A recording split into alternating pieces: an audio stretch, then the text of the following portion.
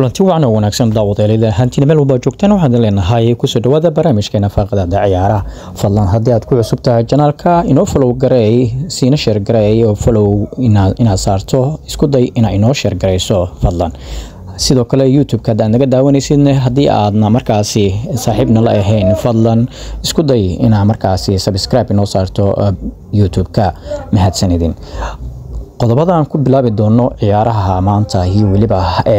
barnaamijkeena suuqa kale iibsiga ciyaartoyda iyo waliba ciyaaraha dhici doona bishan June ee markaasi la yiraahdo Club Worlds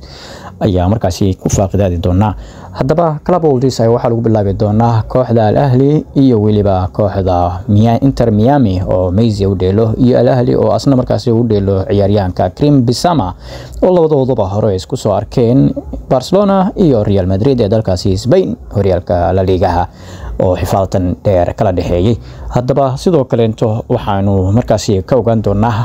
kulamada si la ciyaarayo iyo waliba horyaalkaasi cusub oo koobkaas markaasi dadka inta badan waxay saadaalinayaan inay ku guuleysan karaan kooxaha inta ugu badan baa yihiin dalkaasi qaaradda Yurub ka soo jeeda sidoo kale kooxda PSG ayaa 19% la filayaa inay ku guuleysato sida saadaashu markaasi ay ugu wacdacad yihiin haddaba saaxiibayaal haddii aad markaasi aad danaynayso barnaamijkaas iyo waliba koobkaasi ciyaaraha la ciyaarayo kulamadooda waxa halkan si toos ah kaga soo gudbin doona markii ay furmaan hadoo eebeedmo mahadsanidin saaxiibayaal ku soo dhawaada barnaamijka siina share gareeya followna gareey page-ka aad baad mahadsantihiin sidoo kale Liverpool ayaa si toos ah ula soo wareegtay ciyaaryahanka Wirtz ee kooxda Bayer Leverkusen oo 150 milyan oo euro kala soo baxday ciyaaryahankan ayaa waxa uu yahay mid oo markaasi u ciyaari doona kooxda Liverpool xagaaga soo socda ciyaaryahanka Liverpool ay soo gadatay ciyaaryahankii abid ugu qiimaha badnaa ee markaasi kooxda Liverpool ay lacag intaan oo la eg ay kaga soo bixiso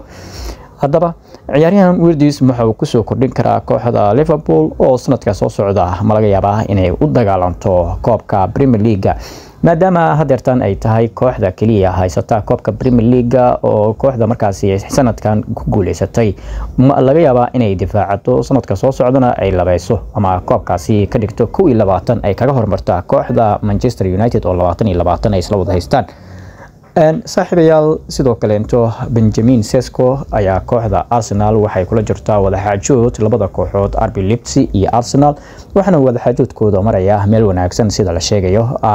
laakiinse wali wax oo macna dalab dheer ah ay maysan ka gudbin kooxda Arsenal laakiin ciyaaryahanka Gyökeres ayaa iyadana sidoo kale Arsenal ay ka gudbisay lacag 55 milyan oo lacag 55 milyan euro ilaa iyo 10 milyan oo ay gadaal ka dhiibi doonto lacagtaasna isku tagaysa 65 milyan ilaa iyo 70 milyan ku dhawaad haddaba ciyaaryahankan ayaa waxa markaasi Gyökeres iyo waxa markaasi khilaaf soo kala dhaxgalay madaxweynaha kooxda Sport Lisbon ee dalkaasi Portugal waxa uu sheegay in markaasi ay tahay waxa uu wado ciyaaryahan Gyökeres inay tahay mid ka dareeya oo asigu markaasi dagaal anaga nagu soo qaaday Gyökeresna waxa uu bartiisa ku soo qoray waxa uu sheegay in markaasi wada hadalada iyo wax walba la hadlo iyo hadalada magaalada socda yihiin wax iska falsa ah laakiin saani hadalkayga dhabta ah waxaad ogaan doontaan isbuucyada soo socda oo markaasi uu sheegay kooxda uu ku biirayo inuu markaasi si toos ah u sheegi doono aad baad mahadsantiin saaxiibayaal haddii aad inala soo gaarteen ilaa iyo dhamaadka barnaamijkeena fadlan inoo follow gareey page-ka siina share gareey waana mahadsantihiin sidoo kale YouTube-kana inoo follow gareey subscribe inoo saara mahadsanidin